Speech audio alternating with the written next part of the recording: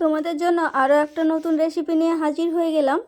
আমার আজকের রেসিপি পুঁটি মাছের ঝোল। তো এই মাছটা বানানো এত সহজ, এত সোজা, না বানালে বুঝতে পারবে না। তো আমার ভিডিওটা অবশ্যই প্রথম থেকে শেষ পর্যন্ত দেখো, তাহলে মাছটা এই রকম করেই বানাতে পারবে।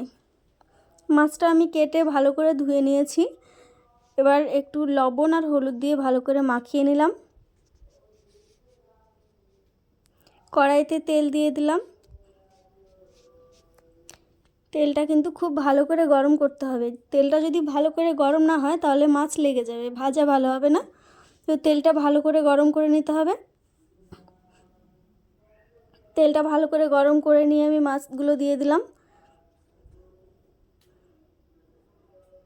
এক পিঠ যতক্ষণ ভাজা না হবে ততক্ষণ কিন্তু উল্টানো যাবে না।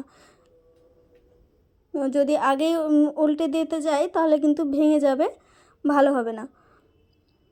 দেখো আমার একদিক ভাজা হয়ে গেছে। এবার আমি আস্তে আস্তে করে উল্টে দিচ্ছি।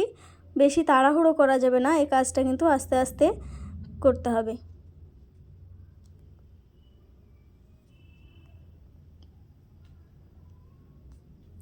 আরও কিছুক্ষণ ভেজে নিতে হবে ওই পাশটা। দেখো আমি উল্টে পাল্টে দেখিয়ে দিচ্ছি, খুব সুন্দর করে আমি মাছটা ভেজে নিয়েছি, একটুও লেগে যায়নি। এবার মাছগুলো উঠিয়ে নিলাম। এবার ওই কড়াইতে তেল দিয়ে দিলাম। এবার এখানে আমি আদা রসুন আর পেঁয়াজ দিয়ে পেস্ট করে রেখেছিলাম, তাতে একটু কাঁচা জিরেও দিয়ে দিয়েছিলাম। সেই পেস্টটাই এখানে 3 চামচ দিয়ে দিচ্ছি। এইভাবে সবগুলো একসঙ্গে পেস্ট করে নিলে, কাঁচা জিরেটা পেস্ট করলে অনেকটাই টেস্টি হয়। তো সেই জন্যেই আমি করে নিয়েছি। তোমরা যদি জিরেটা গুঁড়ো দিতে চাও তো দিতে পারো, অসুবিধা নেই। এবার আমি একে একে শুকনো উপকরণগুলো দিয়ে দেব। এখানে লবণ দিয়ে দিলাম, হলুদ গুঁড়ো আর লঙ্কা গুঁড়ো দিয়ে খুব ভালো করে মশলাটা কষিয়ে নিতে হবে।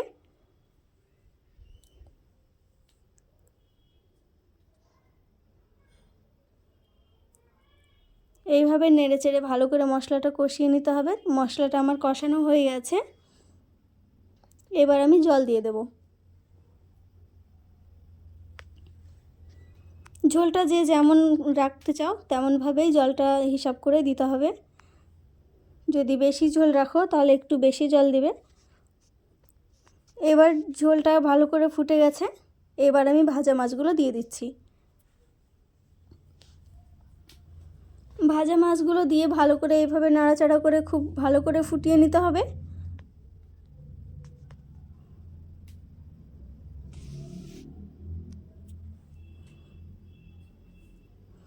আমি এখানে বেশ কিছুক্ষণ মাছটা ফুটিয়ে নিচ্ছি, তাতে টেস্টটা অনেকটাই বেশি হবে।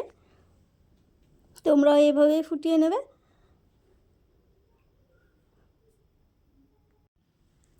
আশা করছি ভিডিওটা তোমাদের ভালো লেগেছে। তোমরা আমার এই ভিডিওটা ফলো করে যদি এই মাছের রেসিপিটা বাড়িতে বানাও তো অবশ্যই ভালো হবে। আমি খুব ভালো করে ফুটিয়ে তারপরে নামিয়ে নিচ্ছি। দেখতে পাচ্ছ দেখতে কতটা সুন্দর হয়েছে, খেতেও অনেকই ভালো হয়েছে। তো ভিডিওটা তোমাদের কেমন লাগলো? আশা করি ভালো লাগলো। যদি ভালো লাগে তাহলে অবশ্যই লাইক করে দিও।